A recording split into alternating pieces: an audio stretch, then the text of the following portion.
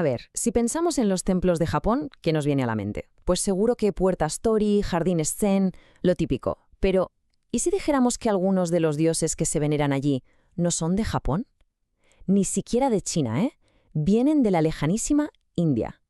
Hoy vamos a tirar de ese hilo, a desvelar una conexión espiritual que, la verdad, está oculta a simple vista. La pregunta, así de primeras, suena rara. ¿A que sí? Porque al final el hinduismo y la cultura japonesa parecen mundos aparte, a miles de kilómetros de distancia. Pero la respuesta, bueno, la respuesta es bastante sorprendente.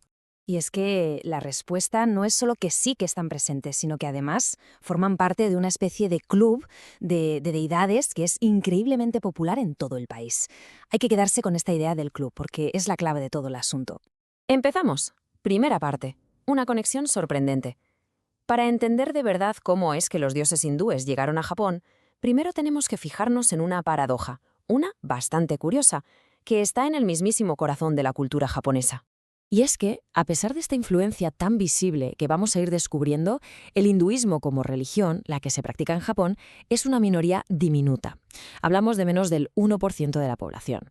Esto, claro, hace que la presencia de sus dioses sea todavía más intrigante. Y esa paradoja nos lleva directamente a la religión. Para comprender cómo entraron estos dioses, lo primero es entender cómo funciona la fe en Japón. Y vamos, no es tan simple como marcar una sola casilla en un formulario. Claro, vemos estas cifras y parecen muy claras, ¿no? Pero ojo que engañan un poco. Ese 62% que pone irreligión no quiere decir que la gente no sea espiritual para nada. Lo que significa es que no se casan con una sola fe, por así decirlo. En lugar de eso, pues mezclan, combinan tradiciones, y este fenómeno tiene un nombre: sincretismo. El sincretismo es básicamente la puerta de entrada para nuestros dioses viajeros. Hay que imaginar la espiritualidad no como un menú cerrado, sino más bien como un buffet libre. Se pueden coger elementos de diferentes tradiciones y combinarlos en el día a día sin que haya ninguna contradicción. Esta frase, que es súper común en Japón, lo resume a la perfección. Es muy habitual que a los recién nacidos se les presenten santuarios sintoístas para que reciban bendiciones, pero luego la gran mayoría de los funerales se hacen siguiendo ritos budistas. 2 religiones, una sola vida. Entonces, ¿cuál fue el puente que consiguió unir la India y Japón? Pues la respuesta es otra de las grandes religiones asiáticas, el budismo. El budismo no llegó a Japón en línea recta desde la India, ni mucho menos. Hizo un viaje larguísimo pasando por China y Corea, hasta que finalmente llegó a las costas japonesas allá por el siglo VI. Y en ese camino tan largo, digamos que no viajó solo. El budismo fue como una enorme caravana cultural en su viaje por toda Asia.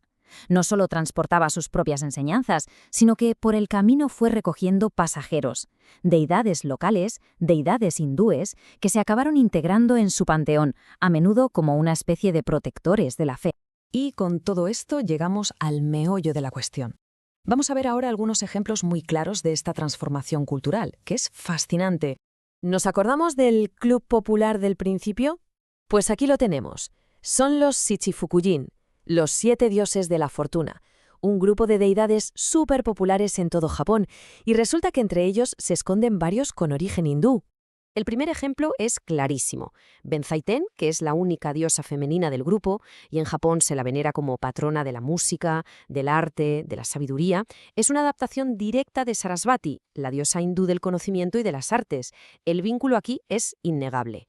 Pero a ver, quizá la transformación más alucinante sea la de Daikokuten. Este dios tan alegre de la fortuna, tan simpático, su origen es Mahakala, que es una manifestación bastante aterradora del dios hindú Shiva, que a menudo se asocia con la destrucción. O sea, ¿nos hacemos una idea del cambio? De una deidad de aspecto temible a este abuelito sonriente que trae riqueza, eso es el poder de la adaptación cultural en estado puro. Quinta parte, una historia compleja. Claro, esta asimilación tan pacífica que vemos en Japón cuenta solo una parte de la historia. Si nos vamos para atrás, al origen, a la India, la relación entre el budismo y las tradiciones que hoy conocemos como hinduismo fue mucho, mucho más densa. Hay perspectivas, como la del influyente Dr. Ambedkar, que describen un conflicto mortal entre el budismo y el brahmanismo, que era el sistema de sacerdotes precursor de gran parte del hinduismo moderno.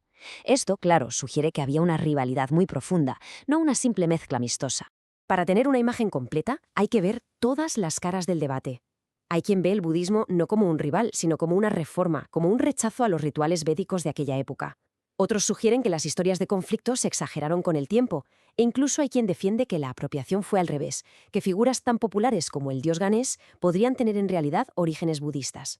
Como se ve, las raíces de la historia son complejas y están muy enredadas. Y todo esto nos deja con una pregunta final, para darle una vuelta.